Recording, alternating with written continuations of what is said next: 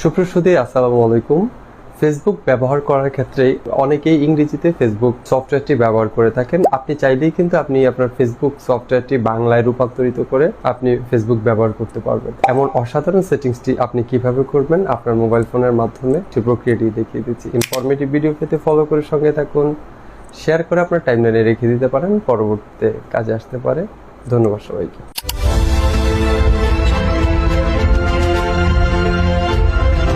আমরা সর্বপ্রথম চলে আসবো আমাদের মোবাইলে থাকা ফেসবুক অ্যাপসটিতে। এখানে আপনারা দেখতে পাচ্ছেন প্রোফাইল।